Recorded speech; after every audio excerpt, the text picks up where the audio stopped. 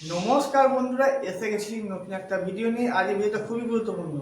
আর এই সমস্যাটা অনেক নতুন ভাইদের সাথে হচ্ছে বা এরকম সমস্যা হয়ে থাকে। এবার এই সমস্যা কি করে সমাধান করবে সেই নিয়ে আজকে ভিডিও।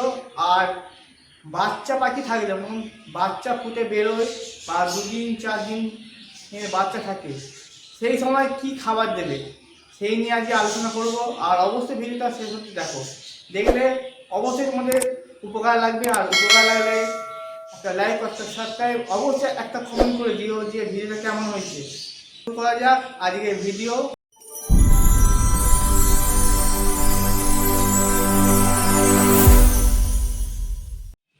আজকে আলোচনা করব পাখি সবুজ পায়খানা করছে আর কি মেডিসিন দিলে সেই পাখি সুস্থ হবে, আর কীভাবে বুঝবে যে পাখি সবুজ পায়খানা করছে।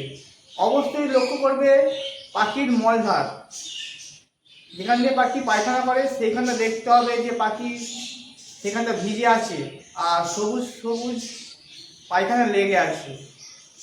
আর পাখি যখন সবুজ পায়খানা করে সেই সময় দেখবে পাখি খুব অসুস্থ হয়ে যায় বা খুব দুর্বল হয়ে যায়, পাখি ঝিম মারা হয়ে বসে থাকে। যেমন এই ছবিটা দেখো, এই পাখিটা শরীর খুবই খারাপ আর সবুজ পায়খানা করছে। এবার এই পাখিটাকে আমি কী মেডিসিন দেবো দিলে পাখিটা সুস্থ হবে সেটা আগে জানতে হবে। পাখি অসুস্থ হয়ে গেলে খুব ঝিম মারা হয়ে থাকে, পাখি খাওয়া বন্ধ করে দেয়, সিনা টান হয়ে যায়। এই সমস্যাটা সবার সাথে হয়, আমার সাথেও হয়। মানে আর এখন যা ওয়েদার, বর্ষাকাল, যখন তখন জল নামছে আর আবহাওয়াটা খুবই আপ ডাউন করছে আর সাথে সাথে ওয়েদার, এরকম সময় পাখির লুজ মোশন এসে যায়। লুজ মোশন বলতে পায়খানার সমস্যা হতে পারে। পায়খানা অনেক রকম হয়, এক সবুজ পায়খানা, একটা সাদা রঙের পায়খানা হয়, সেটা বলে চুনা পায়খানা।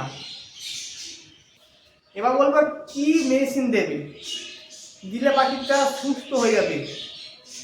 এই যে মেডিসিনটা দেখাচ্ছি, এই মেডিসিনটা দিতে পারো পায়খানার জন্য। O2 মেডিসিনটা খুবই ভালো কাজ করবে। আর এটা হচ্ছে মানুষের ওষুধের দোকানে পেয়ে যাবে। এই মেডিসিনটা হচ্ছে বাচ্চাদের মেডিসিন, খুবই ভালো কাজ করে। এটার সঙ্গে সঙ্গে দিতে হবে আরেকটা মেডিসিন।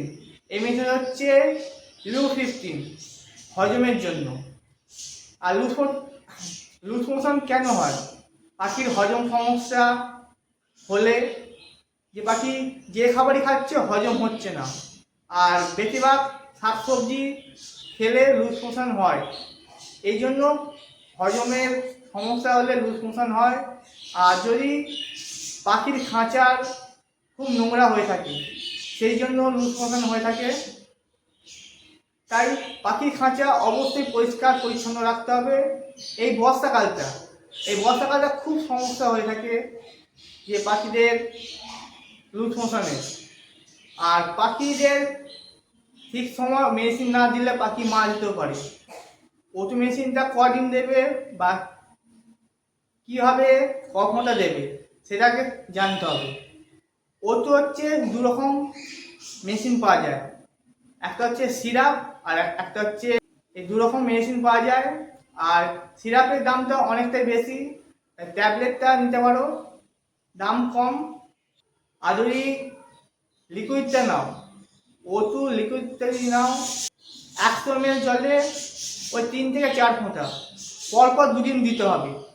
2 দিন দেওয়ার পর দেখবে পাখিটা অনেকটা সুস্থ হয়ে যাবে। ওর পর দিতে হবে Lu-15, পাখির খাবার হজম করতে সুবিধা করবে আর পাখির খাবার খিদেটা আরও বাড়াবে। এই জন্য এই দুটো মেডিসিন ইউজ করতে পারো। হাঁড়িতে যদি বাচ্চা থাকে তাহলে কি কি খাবার দিতে পারো আর দিলে খুবই ভালো হয়। আর পাখিটা হাঁড়িতে দিন বা পাখির হাঁড়িতে যদি বাচ্চা থাকে 1 দিন 2 দিন 3 দিন আগে দেখতে হবে যে পাখির বয়স কদিন হচ্ছে। ওই 3-4 দিন পর থেকে, একটা ডিম ফুটে বাচ্চা বেরোনোর পর সেই পাখির বয়স, বাচ্চাটার বয়স হতে হবে 3 থেকে 4 দিন হতে হবে। ওর পর তুমি এই খাবারগুলো দিতে পারো। এগ ফুড দিতে পারো। এগ ফুড দিলে খুব পাখির শরীরে হেলথ খুব তাড়াতাড়ি হবে, পাখি তাড়াতাড়ি বড় হবে আর শরীর স্বাস্থ্য খুব ভালো হবে।